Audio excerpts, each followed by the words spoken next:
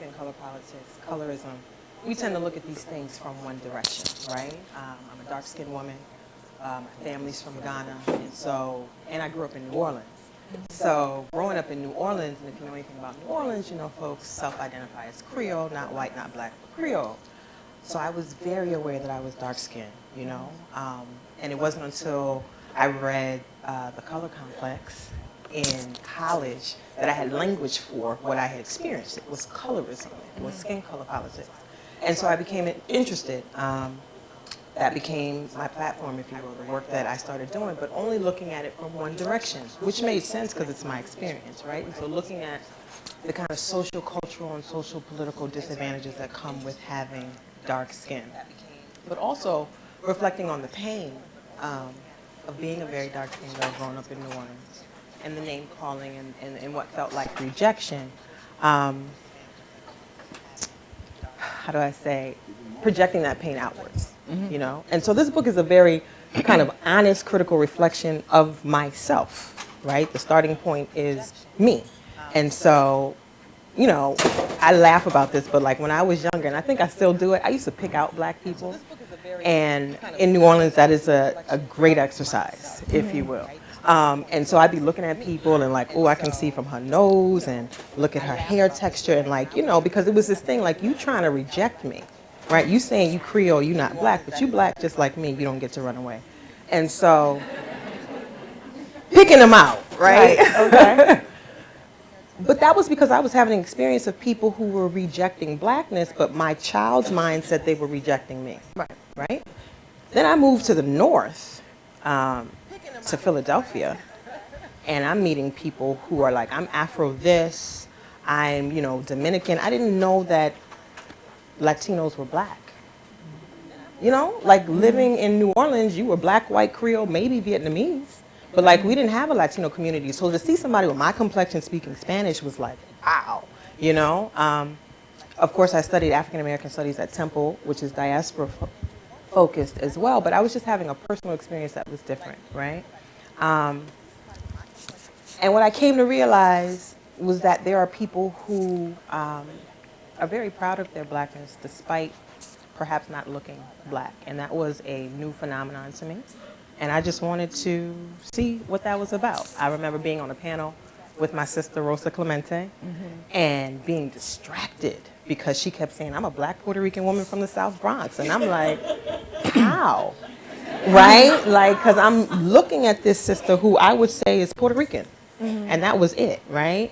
But to hear her say black with pride and claim it was fascinating to me because, again, I'm so used to people running away from blackness. And that was my preoccupation. And so this book has really allowed me to release that preoccupation and instead of worrying about people who reject the blackness, embracing the people who embrace it, right? And so, yeah, honest conversation. We can look at some of the slides. I think that's true.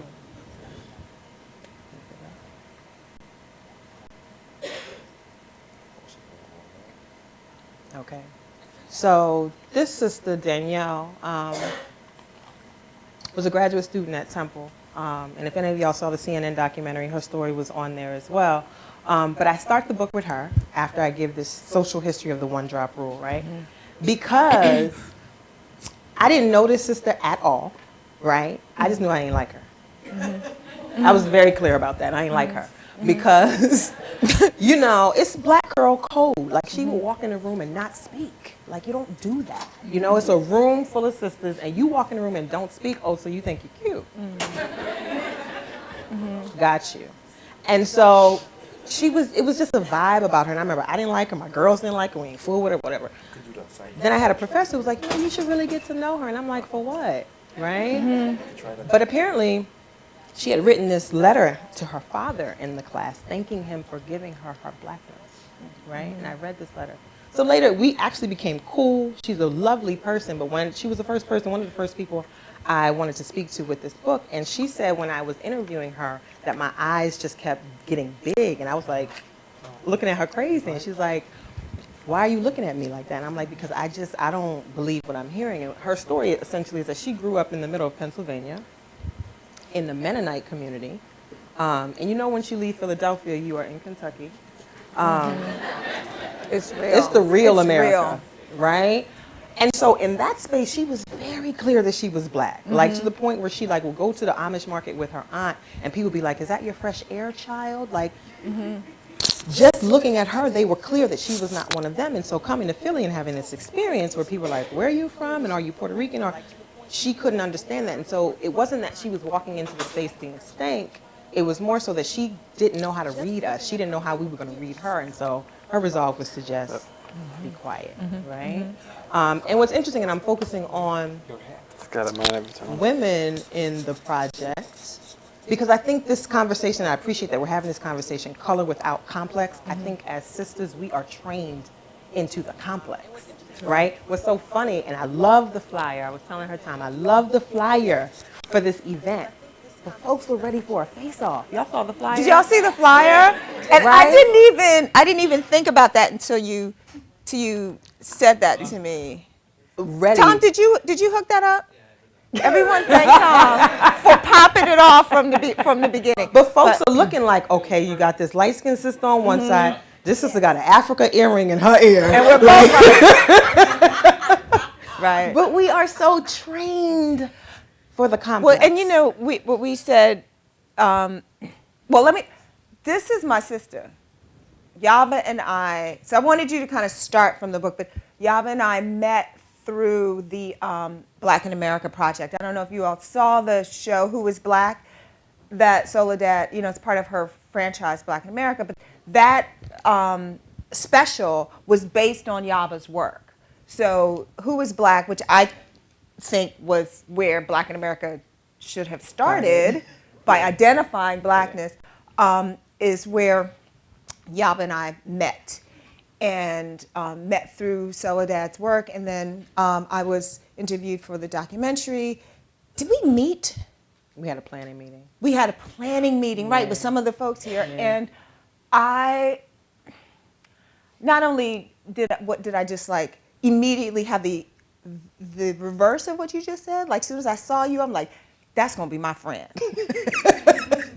But what you just said is like, we have been cultured to compare pain and not connect, right? And so when you were honestly interrogating this issue that so many of us have had the burden of, I thought this was a breakthrough, and that you and I could have a breakthrough because, you know, we've often said that, and that flyer, you know, illustrates that we are on both ends of this color spectrum. And if that we can have a conversation, an honest conversation rooted in love, but free of fear, that we can model what this needs to look like. Because we're very clear as sisters, we need to heal. Absolutely. So we can be free. Right. Like, for real, for real. And you know what's interesting is the healing came later. Like, I entered this project as a researcher. I wanted to see, oh, you like being black? Let me know what's that mean? Right. It was the curiosity. Right. But, you know, in doing qualitative research and hearing people's story, like there's a particular, at least for me, I can speak for myself, there's a particular commitment I have to people when they share their stories. And I feel compelled to be fully present in that moment. And sitting face to face with so many people who were telling me they didn't have to tell me the truth, right? Right. Telling me their honest experiences, it was the one drop that checked me, if that makes sense. The healing came, the healing came in my ability to be empathic. Right. To people's experience, and then also recognizing, and I'll talk about this, like this whole conversation about privilege and pain, like I don't want the monopoly on pain anymore. I know that's right. Right? Yeah. Like, just because I'm dark-skinned don't mean I'm the only one in the room who can say I'm hurt. Okay, wait, pause. So, okay, I have to do a little bit of social media housekeeping, because if I was sitting right there, I'd be ready to tweet that. Right? So, I'm sorry, I should have done this at the top. So, Yaba's handle is @Fiyawata, FIYWATA, right? FIYAWATA. Okay, and I'm at Michaela Angela D, MICHAELAANGELAD, at Michaela Angela D. This is hashtag Color Without Complex. And what's the NYU at NYU Washington D.C. And tell all y'all friends that we are streaming. Live. So if they're not privileged to be here, they can go to the site and click on and be in this conversation with us. All right. So because there's probably going to be many tweetable moments, and I hope. But also we want to share this because at the end of the day, it really is about, we are our stories. That's proof that we are here. Sure. And that we mattered. Sure. That someone saw us and cared enough to capture us and tell our story. So this is the healing. Yeah. So if we can share it, let's do that. And we have to tell our stories with truth because, again, I'm just the honest one in this moment. When I first started doing this work, I have close girlfriends, and that's another thing, right? Reflecting on my friendships. Me and most of my girls are, in a particular end of the range. Right? And so, one of my best friends is dark-skinned, Jamaican sister. And when she heard I was doing this work, and she supports all my work, but she's just like, for what? Right? There's this kind of feeling, and it's an unsaid kind of vibe that I feel oftentimes with who supports this work. Okay. Right? And why? And it's this kind of thing like, why do you care about their experience? Right? And they don't have nothing to say. Like, I'm not interested in hearing light-skinned folks lament over their pain. They don't have pain like mine. And I had a girlfriend say, they're not black like me. Right? Because when I walk into a room, people are clear that I'm black and, I'm going to have a particular experience. They're not going to have that experience. And my question, and all of this work is about... Again, comparing pain. All of this is about us checking ourselves and listening to what we say. So she's not black like you because she doesn't have that experience. Is that the only thing that blackness is? Is blackness only about pain? Is it only about being followed in a store? It is a real reality and a real part of being black, but that's not it. And so what else can we say about our blackness? Right? What else is a defining characteristic of my blackness as a dark-skinned woman? And so there's healing on both sides of this line in this regard. Yeah. So let me tell you about these sisters. This is Christina. Christina is from New Orleans. Christina is quintessential Creole. But I didn't know Creole is such a vast array of folks, right? It's just multi-generational mixing. You see Christina in person, you would think she was like Native Indigenous American, straight American. up. Yeah, I thought she was, but she is straight up New Orleans. She went to Xavier, and she said to me, it really wasn't until I got to college when other black people started to question and even challenge me. And it was from black people who were not from here. I had several conversations with folks who were in the super conscious crowd. Many times these conversations ended up being arguments that centered on Ross Dave's assertion that because of the way I look, people treat me different, and therefore I don't really know or understand what it feels like to be black in America. And my answer to him at the time was, quote, well, I'm from Southeast Louisiana, and this is a racist-ass place. I know a whole hell of a lot about black and white. You haven't been here long enough to know. And of course, when the whole House Negro, Field Negro debate came up, I was sure to let him know that there were fields full of yellow black people who chopped sugarcane, my big papa among them. So it wasn't the same kind of House Negro, Field Negro thing going on down here because light-skinned Negroes were a dime a dozen. You weren't necessarily in the house because you were light-skinned, and you weren't necessarily special. And so, again, like, context is important, history is important. Sure. Understand it doesn't look the same everywhere. And again, me having a New Orleans experience is different than her New Orleans experience. And so even within the Creole community, you see factioning based upon skin color, based upon hair texture, based upon, physical features. And so again, having to reframe and rethink what it is we think we know. This sister's from Trinidad. And she's like, there's nothing else for me to be but black, right? We all mixed up, right? And all of us are black. But again, coming back to this House Negro, Field Negro thing, I think for a lot of people, that's the starting point, right? When we want to talk about colorism, everybody takes it back to the plantation. She's the first person who made me rethink that, right? Because she was like, well, does anybody know what it was like to be in a house? Right? Because we don't compare pain, right? But at least in the field, you got off. You got to go to sleep, right? What happens when Miss Ann wants to use the bathroom? Who's emptying that out, right? Or when Massa wants to get at you quickly, you right there for access, right? So like, again, framing this thing of who had it worse and who had it better is a very dangerous thing to do, because at the end of the day, everybody was enslaved, Right. right? Right. Ain't no freedom in that. Tigist. My girl. Yes, Tigist is Ethiopian and German.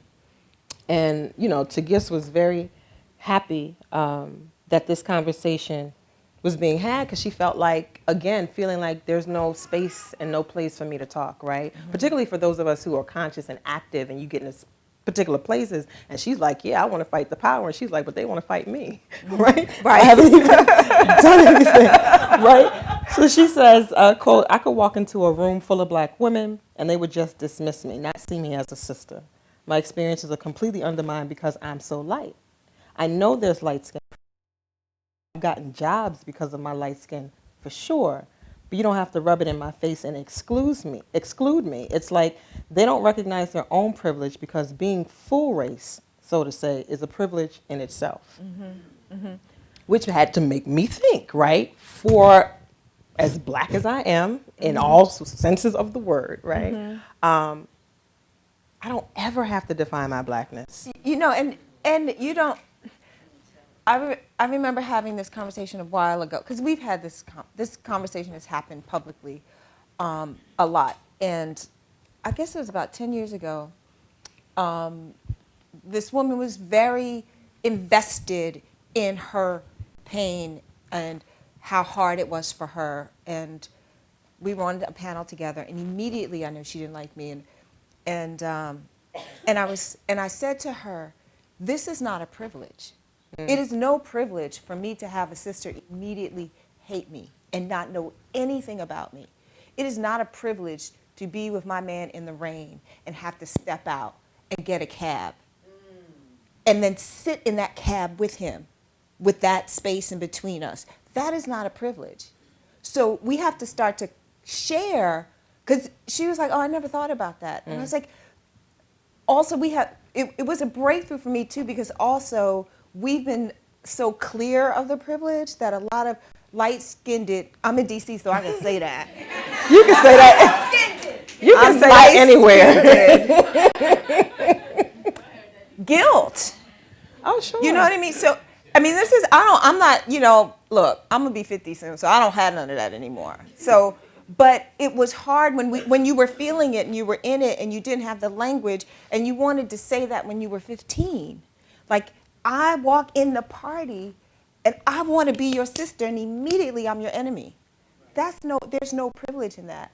Howsoever, we do know there are some. You and I had a tearful, did you know I was crying when I was talking to you? Boo. Okay, so we had a tearful conversation about that yesterday. Yeah, because I was going to say, I think that's the thing about honesty, right? We should be able to go back and forth and you say what's yours and I say what's mine, and it's in a comfortable space, because immediately I wanted to say to you, that's not a privilege, but you also recognize that you do have some. Oh, for sure. Right? Yeah, well, because I think that, and that's what Tigist was getting to. Yes. I think that becomes part of the assumption, right? That Right. many of us on the other side, looking at you, looking at the experience, watching the privilege, watching what seems like an easy experience for you, because privilege is unearned, right? Right. And so That's what defines it's unearned, right? Right. So you walk up in the room and everyone wants to holler at you. It's like, who is she? Do you know her? or at least they are not afraid of me. And that's the pain that I'm still feeling a way about Jordan Davis. I mean, just to be really honest, y'all, I'm still, it's still hard. You know, like we haven't healed from Trayvon or Sean Bell, but what got me really, emotional talking to you last night, just as my friend, was knowing that my proximity to whiteness is what would save me from getting shot in the face like Renisha McBride. Like, I am clear about that. I am clear that if I stepped on somebody's porch and wanted help, I would not get my face blown off because of my proximity to whiteness. So, but I have a daughter who at night that doesn't have the same, so I'm just as scared. Do you know what I mean? Like, Renisha is my daughter, Jordan is my son. Like, so we know that all those faces of those boys and these girls that are shot don't look like me. I get that. So part of my privilege is, if nothing else, not getting shot. Because you have some irrational fear of blackness. Because you're going to pause on me. Because you're going to have to negotiate, is she really black? No, for real. Like, so in that negotiation, you're not going to pull a trigger, probably. So, but we need to be sisters to get through that. Like, we have to stop losing our children to this way. Absolutely. And if we're broken. Absolutely. So that privilege becomes very clear, but also what we talked about too is, I know I don't scare people. I had a closed door conversation between white and black feminists, right? Like, because y'all have seen the Twitter wars and the Nation cover story, and it's ugly and it's whatever. And I know that in those spaces, I don't scare you. So if I get in the door, be clear a black girl comes in. Yaba's coming with me. And that's what this is about too. It's like, okay, can I share my privilege? Can I leverage my privilege to help other sisters? That's where privilege becomes like a strategy. Right. And I'm really interested in our solutions and our strategy, and not our struggle, right? Because we get in that struggle conversation so hard. Every generation, the same struggle. Right. Like, that's tired. Right. Like, right? Absolutely. You need strategy, right? That's how you see yourself out of this complex. Right. Right. And I think it's important to be clear about like what side of the table we sit on. Because at the end of the day, white supremacy is over there and we're all over here. White, male, straight, heterosexual. Over there. Christian. Like, that's all, we so far over here. Right. Right. But again, that whole idea of like your proximity to it, if I'm on one step closer because of my DNA. And also, when we first met, it was also really clear how insane it is for us to separate ourselves or be on a battlefield on some stuff we had no choice in. I did not create my skin. I did not create, just like I didn't create my height. But we're going to fight over that. Like, I created my opinions maybe, or my personality. Right. But so here we are, completely organized to be at battle forever. Yeah, and it's tricky though, Michaela, because at the same time, a lot of this is social memory, right? We walk into this stuff, and what I talk about in the social history of the one drop rule, there were people who made you. Consciously, historically speaking. There were people who would say, don't you bring Yaba home because you know how black your baby's going to be, right? That you have you ever read Cane River? No. You have to read Cane River, right? Just on and on and on. Like, you got to have a white man. You got to have a white man. You got to have a white man. My roommate in college, her mother called her every day to tell, like, we lived in New York. I went to NYU. He always shouted, like, find one of them Puerto Rican boys. Yes. Find one of them Puerto Rican. Yes. I'm like, them crazy Puerto Rican boys. It didn't matter. It was like he had hair and skin that was going to end in the. Yes. And I'm like, yes.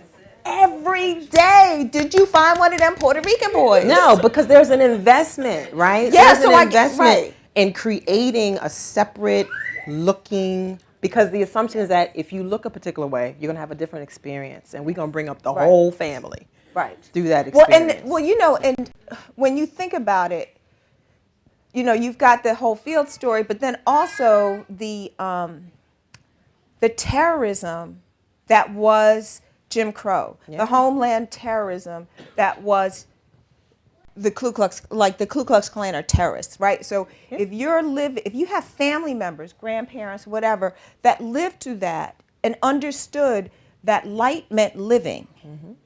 Right? So these people are still in our world that knew that, okay, if I have a cousin and one of them looks like me and one of them looks like you, the one that looks like me is likely to live.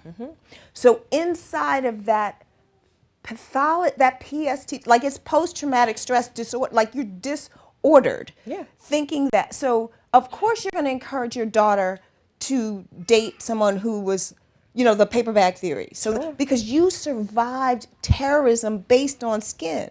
So you're going to pass that fear on to your daughter. Right. And not accept whoever she's bringing Right. home, and they're going to pass that. So Right. it makes perfect sense Yeah. because if life meant to live, that's the instinct of the jungle, Right. is to live and let your children live. So then, once I was able to really kind of wrap my head around that, I was able to feel a lot of compassion for my family members, the older family members who wanted to pass. I have a great aunt now that denies that she's black.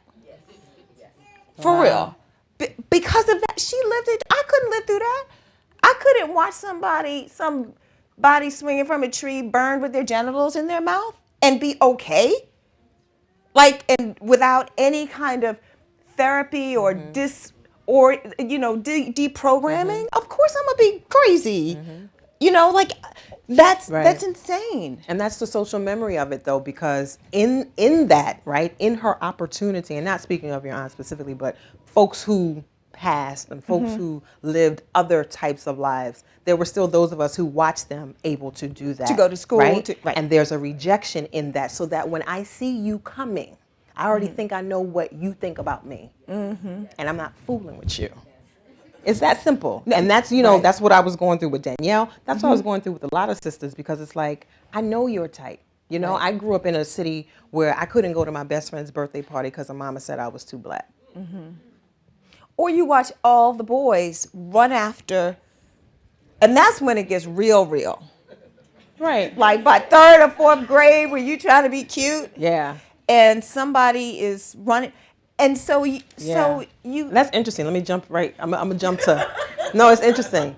This is the Jewel, right? Jewel is from New Orleans, and she is talking about going to high school and having to ride the bus to do that. And she says, in high school, I had to take public transportation to school, and that bus route. I don't want to say it was dangerous, but it was dangerous.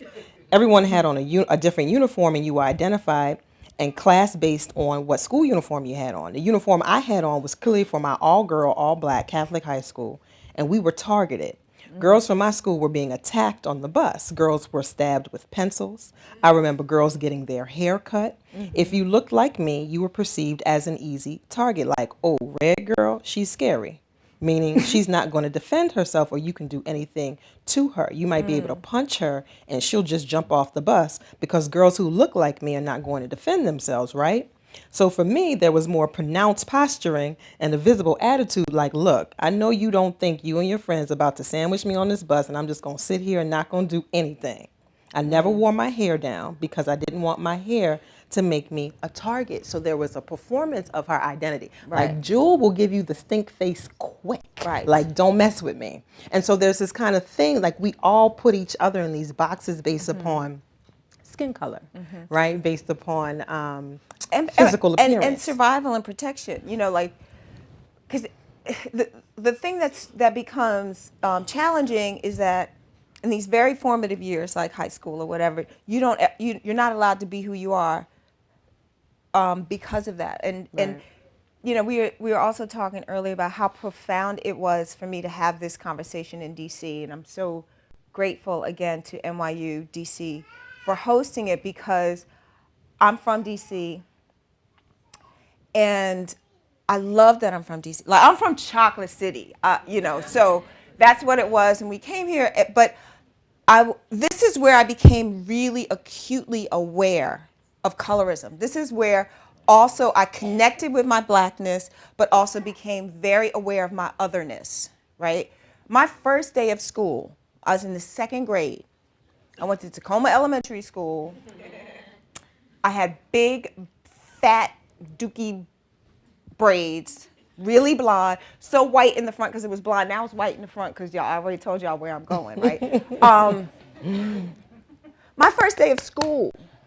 And I'm excited because we had gone from Philly to an all-white Jersey town that's a whole other story. My first real experience with racism happened in that town with a little white girl who I used to be her friend because she had mad Barbies, and she did, and her mother didn't know to whom I belonged. So when she saw that my brothers and my sisters were those kids with the afros, I wasn't allowed in her house anymore. Now, when I said she had mad Barbies, but not one book in this whole house. We had a library, okay? And a dictionary on a pedestal. And this chick, I couldn't come to your house.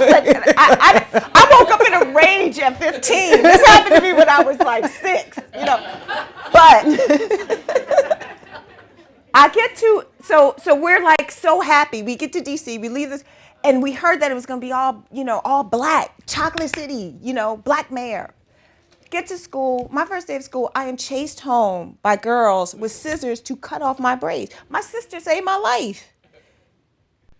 And I'm like, what do they like? And they were asking me, and I was little and I was confused, and they were asking me, are you white? Are you albino? I didn't know what albino was. I became obsessed with that later. But that was my first day of school in DC, were girls wanting to cut off my braids.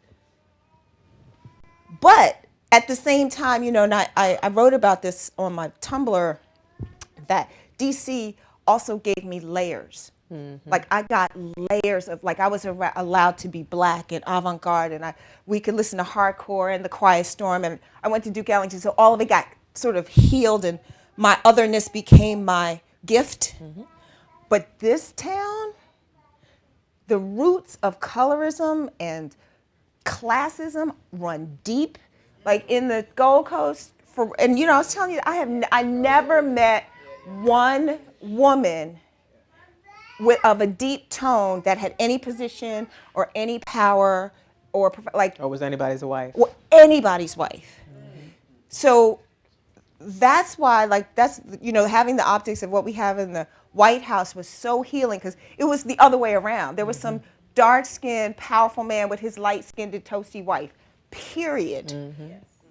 So we've made a paradigm shift, but being here, having this conversation here, I don't know who's from DC, but y'all know what I'm talking about, right? Like, it is clear. And the thing is also, when we moved here, we didn't know how we were supposed to behave. I didn't know I was supposed to be a uptight, light-skinned girl. Mm. I didn't know I was a hippie, weird, I was kind of weird. And I'm so glad I didn't know. And also I was odd. I wasn't like that pretty Halle Berry light-skinned girl. I was tall, I was a little awkward, I had blonde hair. So I didn't even fit that cupcake light-skinned girl thing. But I saw, what'd you say? Yeah, right. You remember. But I was allowed to, but if I didn't go to Duke Ellington, like if I had gone to Coolidge, or some others. Coolidge was my school. I don't know what would have happened to me. Like that experience on the bus, like would I have become a hard rock? Would I carry a gun? Or would I be like afraid? Like Ellington saved my life. Yeah. But so I don't know. But I don't want another generation of girls and men to go through this, having to molest your natural personality in order to survive or fit. I think it's hard to say because I'm removed from what would be this generation, right? This young generation. But in observing my teenage daughter, it's an interesting thing. They still have their stuff, but their stuff looks different because they've got hashtag team dark skin and hashtag team light skin. So, right? We didn't have hashtag nothing. Right? We didn't have hashtag. Seriously, it wasn't until I moved up here that it was like, darker to berry. I was like, oh, word, Foxy Brown. Right. It was prime time. Right. have none of that growing up. And so I think but the dangerous thing, again, going back to the flyer, it's that it's still war. Yeah. Right? It's not just I'm dark skinned and I have my own appreciation and I'm light skinned and I have my own. You're light skinned, so you're my enemy, and vice versa. You know, you're dark skinned and you're my enemy. And so it's the paradigm, it's the framework that we are just remixing. You know, generation after but you are generation. not. I mean, No. let's be clear. No, not at One all. of the things I really appreciate about the work that you're doing, unlike where I kind of respect the effort, but when I saw that Oprah special and Dark Girls, I was just like, okay, now everybody feels bad. Like, I felt like, right? Like, I felt like it just opened up a wound. Like, it's not the work that you're doing. Like, and we talked about that. Like, what Yeah. did you feel when you saw that? I mean, with both, and I try to, give folks the benefit of the doubt because I know that this is like my life work. And it's complicated work, right? And they're not going to do it like how I'm going to do it, so I let people do their thing. Right. But Dark Girls was depressing. Right. But Everybody it was hard. can say it out was, loud. But it was hard for me still to critique it because it's real. It's real. Right? Right. I guess what I wanted was just a little more, give me the process. So yes, sister, you're sitting there, your tears are coming, it hurt. Where are you now and how did you get there? Because that's what our girls need to see. Right. Yes, boo-boo, it's going to hurt, but this is how you come over here, right? I think that's critical. But a lot of us older women don't have that blueprint either, you Yeah. know? And so we don't know how to share that. And then with Bill Duke, it's like, bruh, you could have done Dark Boys. I want to hear about men's experiences. Yes. Seriously, because No, men have this experience. Like Sure. after Dark Girls aired and I wrote something for Clutch, I had a brother reach out to me through Twitter to tell me this story, and he remembers that he's grown like we are. Trinidadian brother who said, he had this little boo, junior high school. She was brown like he's brown. And he went to take her out and showed up at her house wearing a yellow shirt. And she told him he was too black to wear yellow. And as a grown man, he has never worn a yellow shirt. And so I went to the And nail black salon. men are exactly the ones to You're wear yellow. supposed to wear the yellow shirt, bruh. Not yellow people are supposed to wear yellow. Yeah. You disappear in the day.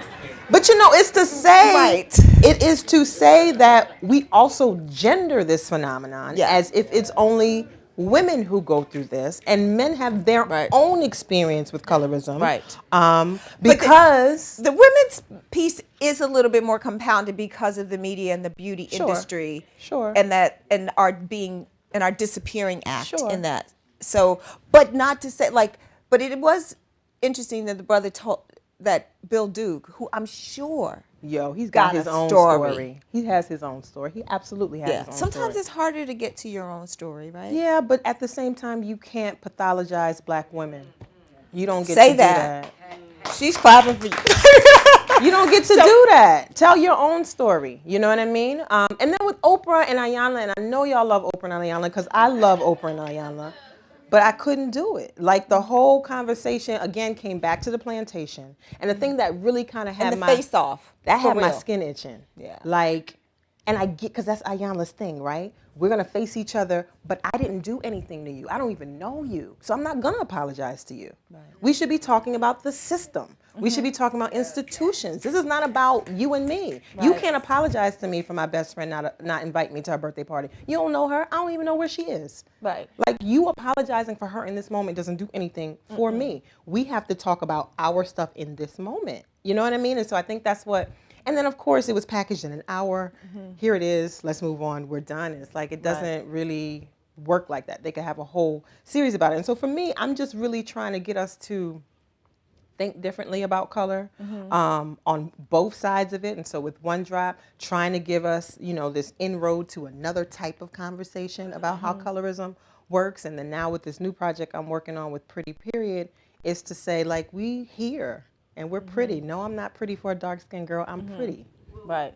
Period.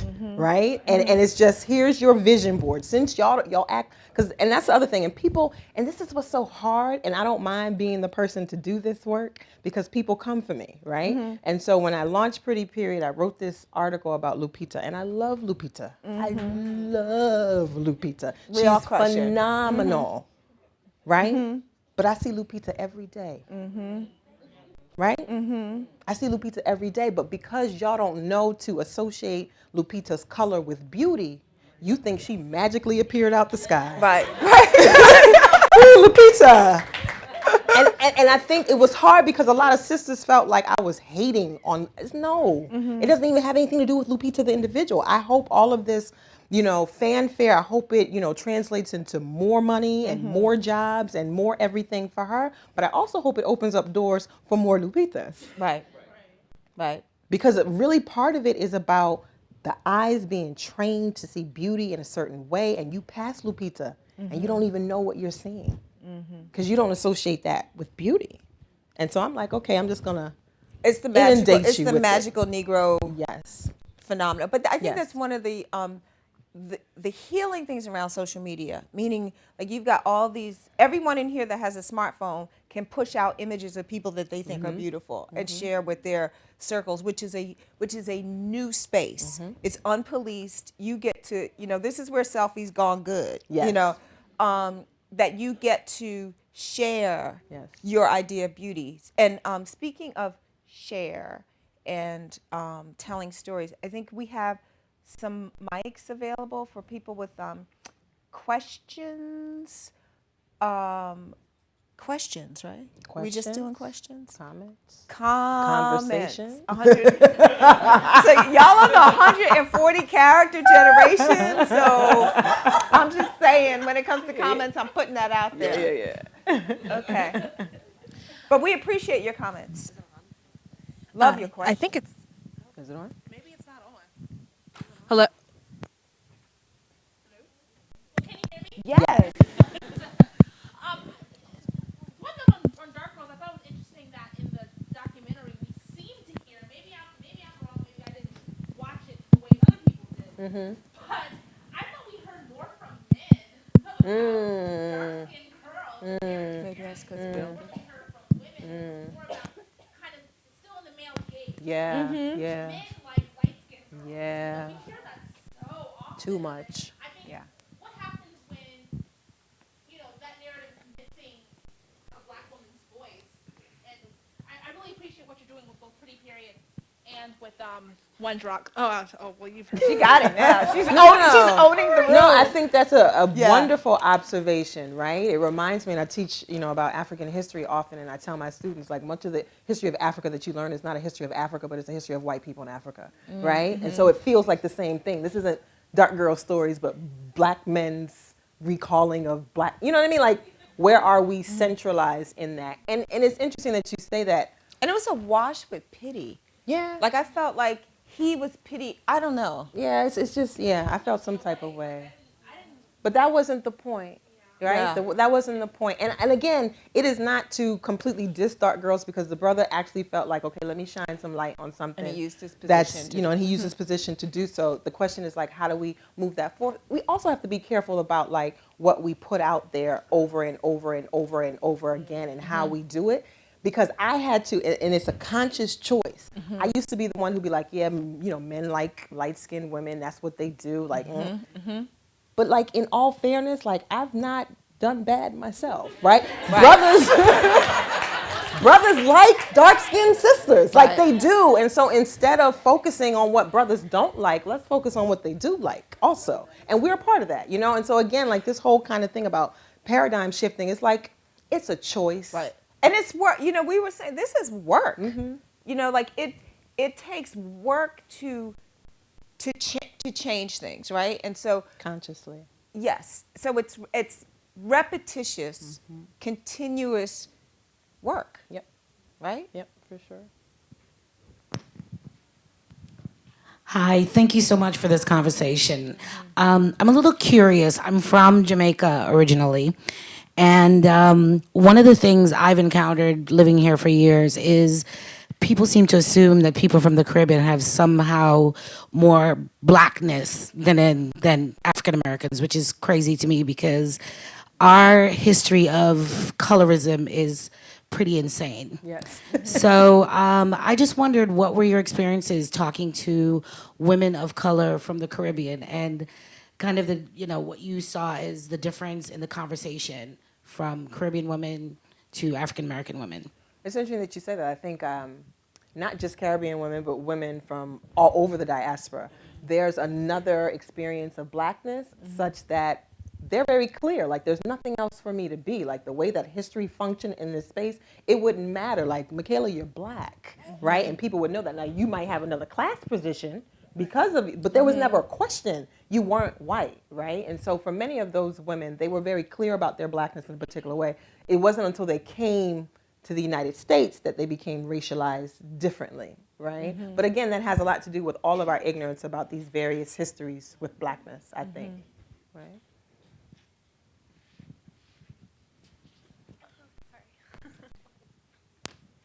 Dr. Blay, Yeah. I'm very curious to hear more about your the comment you made about healing through empathy. Are you a counselor? No, I'm a trained counselor. We like that word, empathy.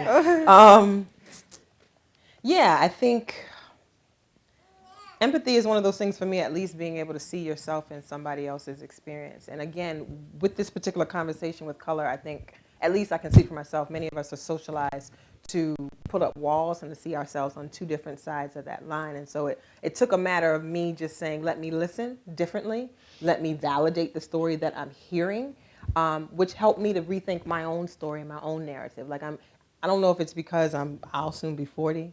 And Oh, thinking, you baby. oh, thank you. Rethinking this thing called life, but I think a lot, I'm into this thing about choices and narratives, and we tell ourselves stories, right? We can choose to tell ourselves a different story. And so part of this work was allowing me access to different stories and giving myself permission to tell myself a different story. And for me, that feels like healing. Right? To get out of that rut of like, this is the same story and I'm dark skinned and it's hard. It's always going to be hard and brothers don't like me and people look at me differently. And it's like, you're having this experience that says so much different about this story that you're telling, but you can't see it because you're telling the same story, right? So yeah, it's really about opening up the narrative, if that makes sense. Yeah. She's got a mic right there. Hi. Thank you very much for this conversation and for the compassionate way in which you two have interacted and the love that is shown between you two. I'm not sure if it was you who wrote the article as a review of Dark Girls, but what I find missing, and you know, people can call me an anomaly or whatever, but I'm an empowered, self-loving, dark-skinned, privileged Black woman. And I grew up in a family that affirmed my dark skin, and I was told that I was beautiful. Yes. And people, and I'm not saying this to discount, I'm not saying this to say I didn't experience some of the things that other people experience, but there are people who look like me, who came from families, maybe one parent was African, or you had a Caribbean, where there was this love for Blackness. Absolutely. And, you know, in my household, as Nina Simone said, Black was the color. And everything Black and African was celebrated. And so when I went out into the world and people rejected me, I was taught, well, you know, that's their issue. They weren't educated to a certain level, and they're not thinking at a certain level. And I just want to say that when we start doing the deep healing, the deep excavation work that needs to happen to reach a place of self-love, you start to draw people to you who affirm your beauty. Absolutely. And who affirm who you are and celebrate your Blackness, Black and white, the world over. Right. Thank you And for you know, that. you said something very particular about this healing and stuff, because I don't think anybody wakes up and goes, you know what, I want to hate my skin today.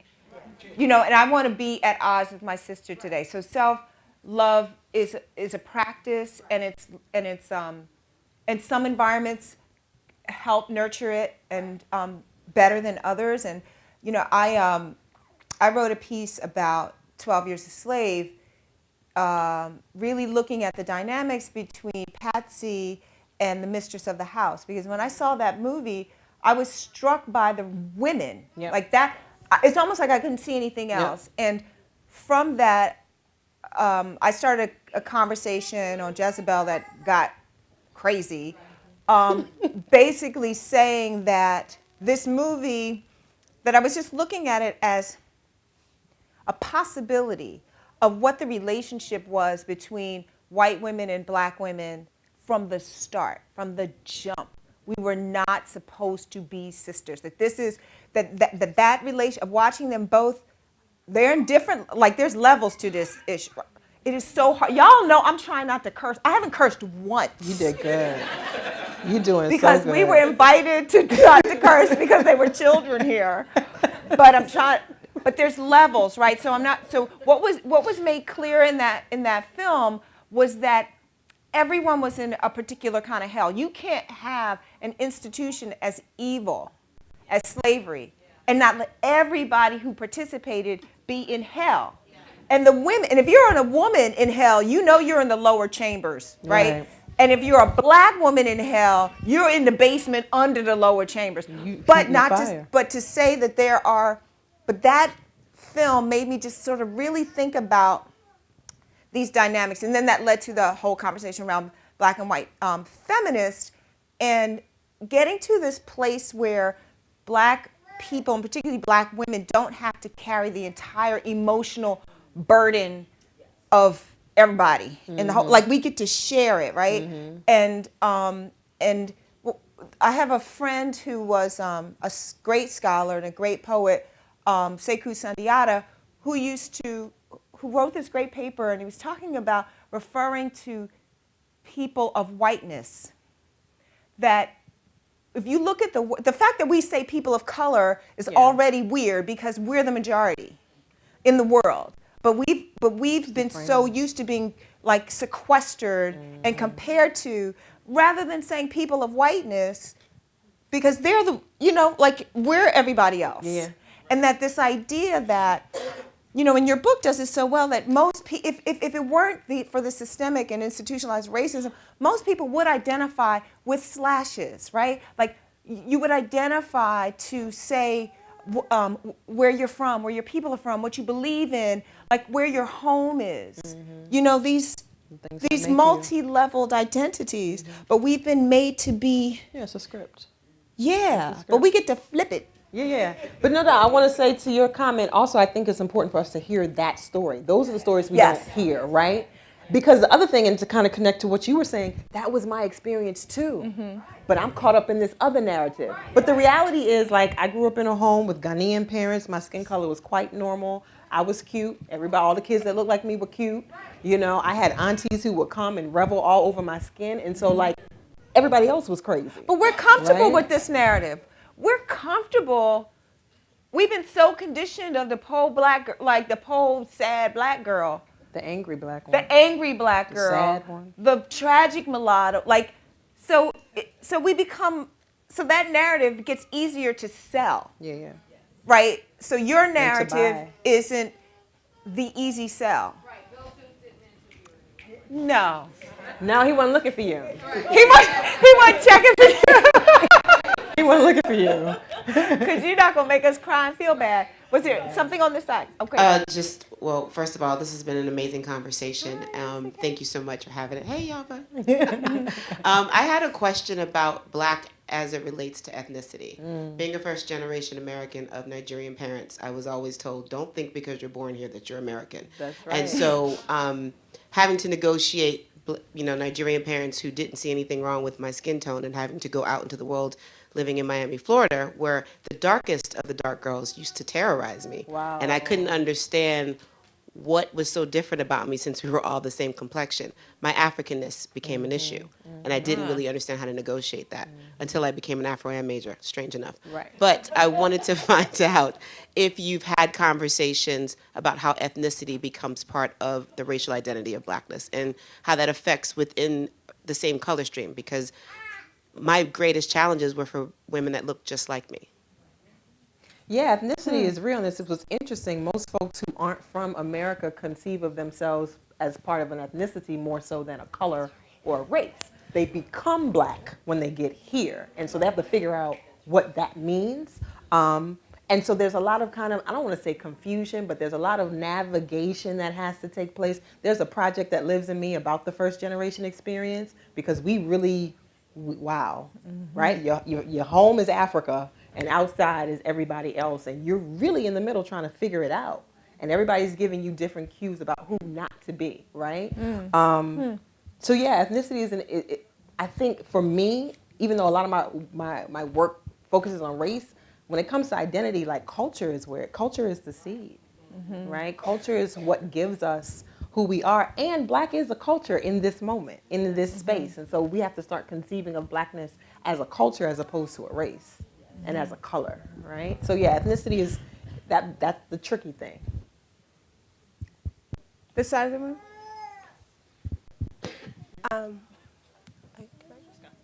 Okay. To piggyback on what she said, my parents are from Haiti. I grew up in this area also. And what I found from being a first generation American is that because your parents come from a Black place like Ghana or like Haiti, they don't know that this is an issue. Right. So it was What's your never problem? discussed. You're Black, you're Haitian. Like, Right. this is And what so it all of is. that. Like, why are you having issues about it? And I'm noticing with my little cousins, I have a goddaughter, she's 5, she's dark skinned. I could see that it's already becoming an issue for her. She's asking me questions. She likes my hair, but not really. She wants hers to be straight. Like, and I'm like, you're 5, and this is already becoming an issue. So what do you do with someone at that age? Like, I don't want her to have to go through all of this and then get to the other side. Like, how do you prevent that already at that age? I mean, for me, I always say parenting is a hard job, right? It's one of the hardest jobs you'll ever have. But like some stuff you just have to be unapologetic about, right? My friends used to think I was crazy raising my daughter, but I did what my daddy did. You can't have no white baby dolls. You can't give her a card with white children on it. No, she can't wear that shirt with Jem on it because Jem don't look like her. Like, right? And we have to be vigilant in those ways because they need to know that like they are also reflected out here.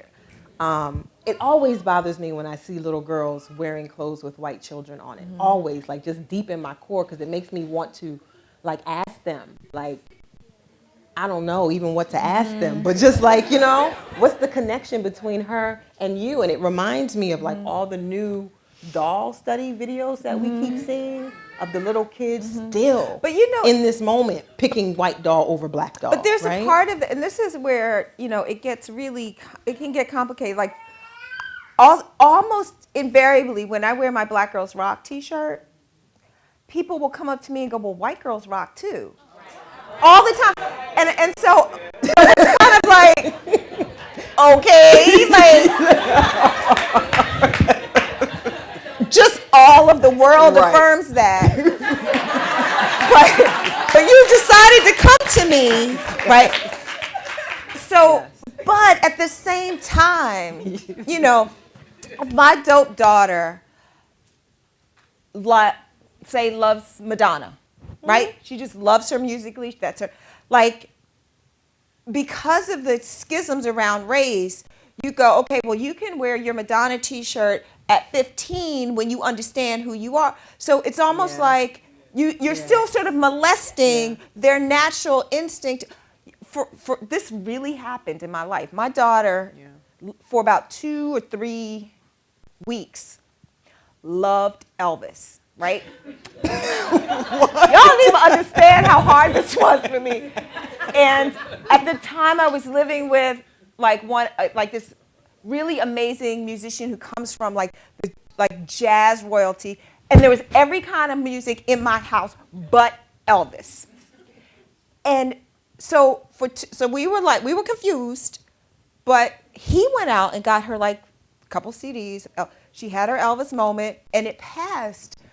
But it was also helping her negotiate. Like, there's Elvis, but also here's where rock and roll really came. Like, we did that work with her because I just couldn't, you know, handle it.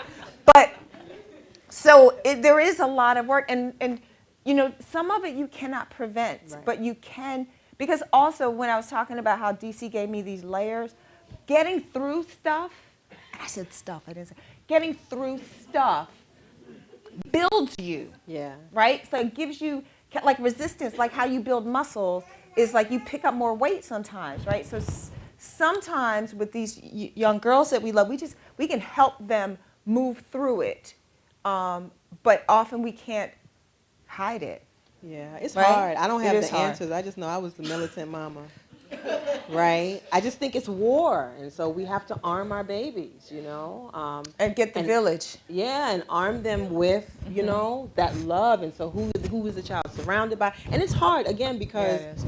the media is out there, school is there, you know, they're going to want to be a part. I remember my daughter, the Just For Me commercial first came out. She used to be walking around the house singing Just For, like, no, you're not getting a Just For Me. It's not happening, right? But she was like, Just for you, ain't for you. no, it ain't for you. Just for me, ain't for you. If you're looking at the advertisements, it's a pretty little girl and her hair is slick and she got the curls and all the friends are around. Like, they get the kids good. And I'm like, no, you're not getting one. And then we have to have a conversation. So I'm sure if you talk to my daughter now, she'd be like, yeah, my mom was crazy. And then most of the time, you just want them to be happy little girls. Like, it's all this work.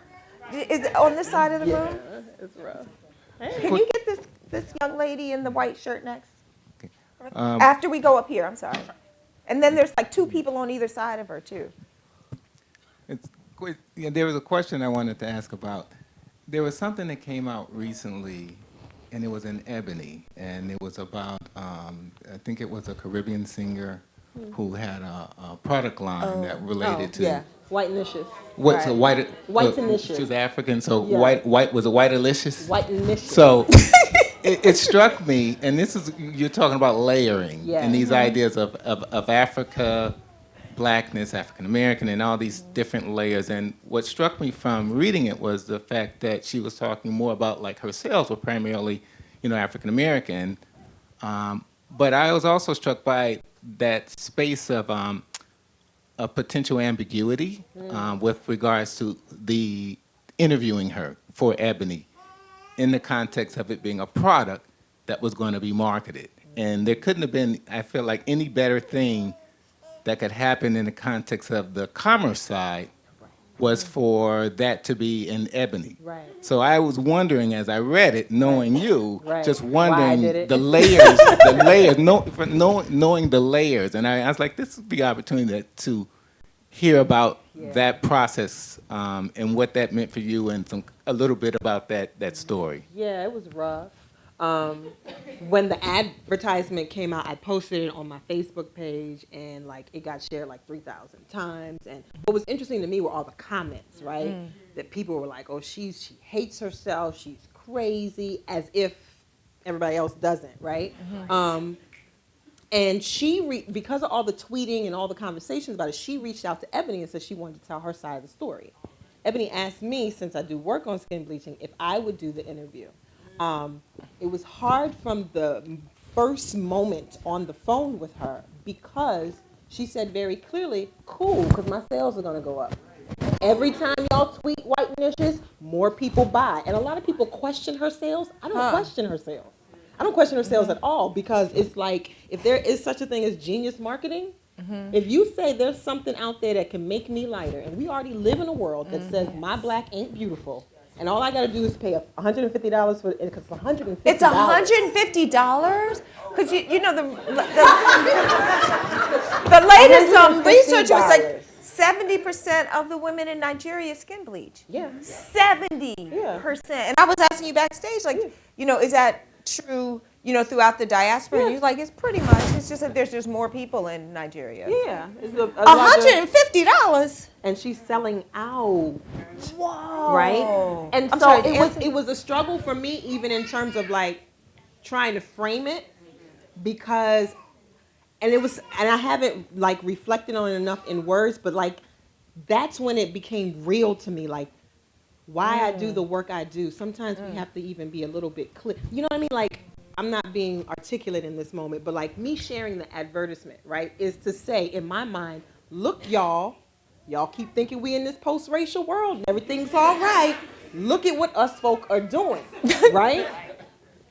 But there are people who look at that like, ooh, look how white she is. Let me go get some. Like, there's a responsibility, I think, that I'm not sure how to navigate still. Because, yes, Ebony, we gave her a platform, right? She's retweeted that article many a times. You know what I mean? And so it's difficult. And so I think we do have to kind of like think about why we do certain things. Like there's certain interviews and certain stories I won't do about skin bleaching because I'm not interested in calling African women crazy because they're not. They live in a society that says light skin is better. Right. Let's deal with the society. Let's deal with white supremacy. Let's deal with the billboards that are all over their communities. Let's stop talking about them like they're individually crazy, right? But yeah, that's hard. It's real hard. Just want to thank you guys for everything. Michaela, you alluded to this a bit earlier, so this question is more for you. How would you defend, or maybe not necessarily defend, but how would you address a woman who is of color but appears to look as white as I do? How would you talk to her or address to her what her place is in relation to colorism, for example? Like, how does colorism apply to her because she looks white, but she is a person of color and identifies with that? What's your name? Malak. Malak, if I blow dried my hair and took out a flat iron, like if you gave me 30 minutes, I could go backstage and look like you, right? Like, so you that's a question to me because I mean, look, you might even be darker than I am, real talk, but and here's what freedom really looks like. I don't know if I'm there yet, but I'm on that road, is that we get to define ourselves, that we get to say who we are completely without my approval. I'm saying I'm not there yet because there's painful, like there's stuff to unpack. Sure. But that's my North Star, is that if there's another sister that is as light as I am, who does, and there's a reason why I don't wear my hair straight. I was going to ask you. I don't. I've never Oh, seen but it you know straight. what's crazy? Well, because in order to cut it, my stylist will straighten it, right? And a few years ago, I left the salon with it like straight, and I had on like leather jeans and a rock and roll T-shirt, and I was walking down the street. I had on Bad Brains T-shirt, DC, right? That's my rock and roll T-shirt. So I'm walking down the street, and a whole new species of men were checking for me, and I didn't like it. Like, it was weird. Because I walked down the street, I mean, not so much, there's so much happy hair in this room. I'm very excited to be in DC, and I'm seeing all these different textures. But, you know, I've been rocking my hair like this for 24 years. And I'm used to brothers on the street going, like your hair, sis, you know, give me that nod. And like, because I got love from the beginning.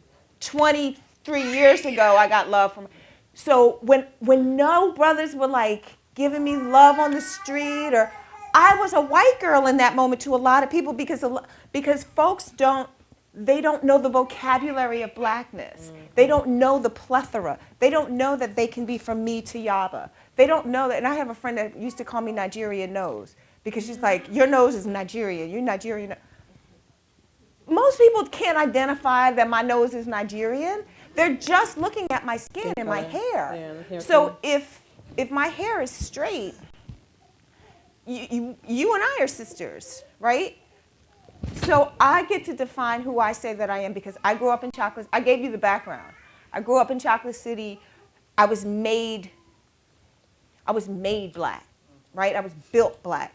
Howsoever, if I was in Vermont with a different time and a different place and different set of politics, I could be somebody else. Right. And I want that girl to be able to say who they are, whoever she is. Now, I would say that I'm not there yet, but again, that's my North Star. Yes. Complete self-definition. Yes. You should be able to self-identify, not you, because you weren't speaking of you, you were speaking of this other woman of color. She should be able to identify however, but I would say to her, when folks are asking for black women to sign up, you should probably not do that, right? And that's the politics of the identity. Wait a minute, make that clear for me. If there was some casting call or something gotcha. for black women. Okay, like, gotcha. Your reality is, yes, you are of color and you might even identify as black, but like, don't sign up for whatever that is. I see. Don't leverage, don't be black by it's the politics convenience of it. And it's not even the convenience, it's about our visibility. I see. Okay. Right? And that's the politics. Like if there's an opportunity because, and that's what I mean Yeah, about the gotcha. politics, right? Like how our blackness is being projected. And this is part of the feedback that I got when I first started doing One Drop, right? Because at the time we had the whole Nina Simone biopic thing with Zoe Saldana. Which just went away. It went away. That shit. Oh. Oh my God! I almost made it. It kind of disappeared.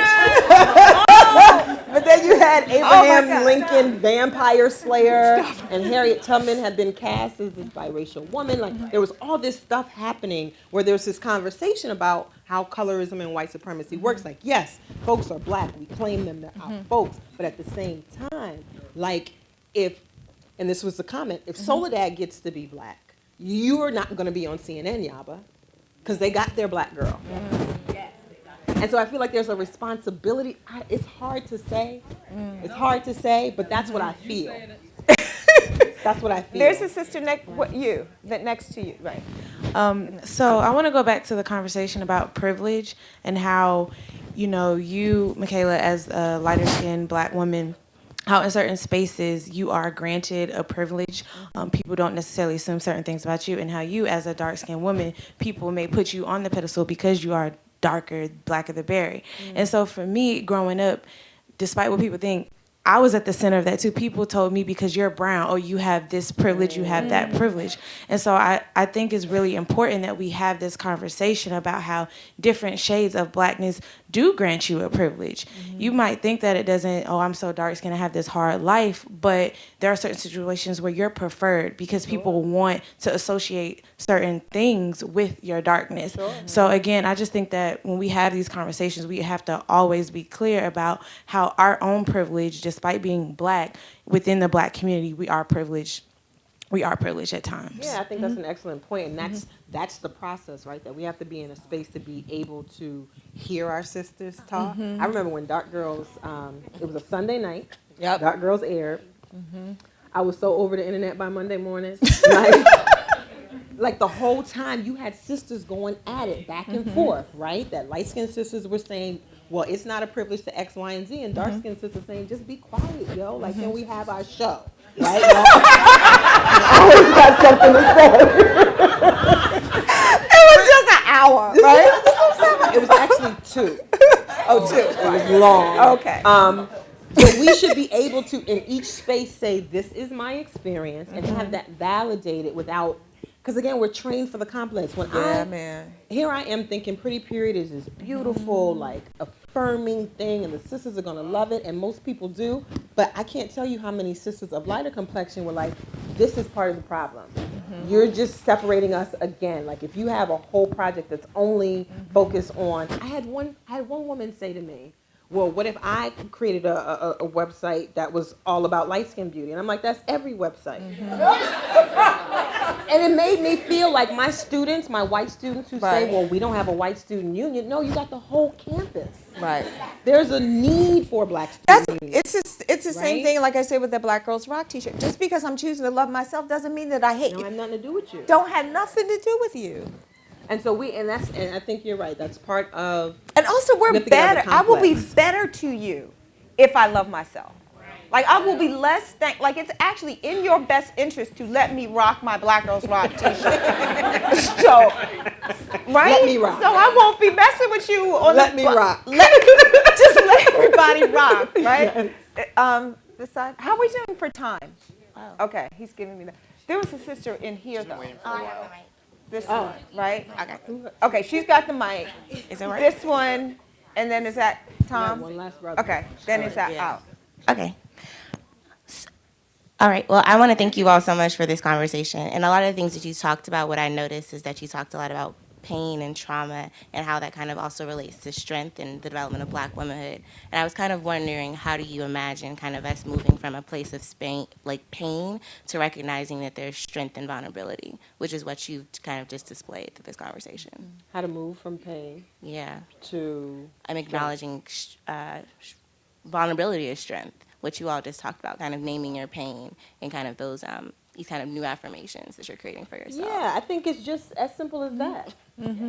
Right? It's a conscious choice to do it, right? Acknowledge the pain, and then what? And this, and then what? And this right? is it. This is the work, to be in conversation and honest And committed discourse. to having a different conversation, right? Right. Like, I'm not trying to sit down with anybody and fight. I'll be the quick to be like, all right, you're right. Right? Let's keep it moving. Okay. Right? But, like, I think if you name the pain and acknowledge it, you have to also ask yourself, what are you going to, not what are you going to do with it? What does the pain do for you? Because we are all committed to our narratives, right? And as much as many of us will say, I don't want to hurt no more, I don't want to be depressed, it's doing something for you. And part And of you have that to figure that out. Part of that right? doing something for me was therapy. I love Like, my for real. therapist.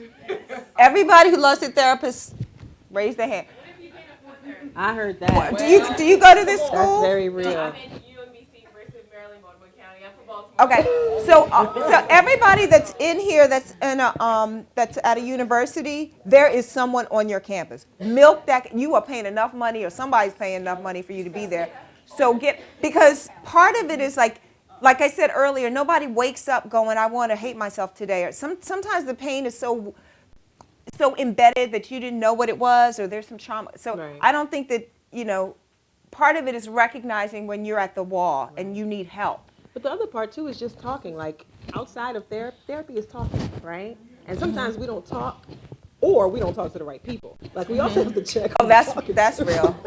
That's Right? real talk. We have to check who we're talking to. Because often we talk to the same people that will just affirm our pain, right? What do they call it? The pity party? Y'all know when you're at it. Check it out. Check out. Do you have the mic? I don't have a mic. Okay. Ask your question though, because I've been watching. I just got a comment about just defining yourself. I self-identify as an Afro-Latina, and there was a time. Where are you about from? 6 years when I was. I'm from Northern Virginia. No, you say Latina Oh, my dad's Dominican. heritage. My mom's African American. Okay. But there was a time in middle school that my teachers asked me to do a poem during Hispanic Heritage Month, and up until that point, no one knew. Everyone just looked at me and they were like, "Oh, she's black." You were passing. So, and I and then I get up and I do this poem, and I face terrible backlash from my from my my classmates, and the girls were, "Oh, she thinks she's cute because she thinks she's mixed," So for there was like a 5 or 6 year period of time where I completely disowned my Dominican side. My dad would come to my school and I wouldn't call him Poppy, I'd call him Dad, and it was really, really bad. And then I turned 16, I got a car, and I drove to DC. And like you said, there's layers to it. And I got here, and It was with on. Vanna Village and Adams Morgan, song dancing, girls that look like me, and You found yourself. Yay! Woo! My senior year of high school, I actually won a really big scholarship, Hispanic Heritage Scholarship, from a poem that I wrote about my identity and loving me. And it was just like, from then on, I just love myself. And it's always really important for me to be in spaces where people, define themselves, and, whether it's African American, Afro-Latino, whatever you want to, you are you. Yeah. And I just, whenever people ask me, like, oh, your hair, like, well, what are you? I'm Aisha. Like, it doesn't, it's not even like, it doesn't even really matter what my dad is or what my mom is. Or if I speak Spanish, I revel in the ability to be able to help out a Spanish-speaking woman and keep in mind that nobody else is in a place in Spanish, And there was a time, again, where I wouldn't do that because I'd be so scared to get that, what are you? I think we all go through it. I used to hate my mom coming to the school, y'all. That accent? Oh, stop talking. We're not going to stop talking. We're going to stop talking here. But Yaba's got books outside, right? At a discounted rate. At a Thank discounted you, rate. Thank you, NYU. NYU. NYU's hooking you up.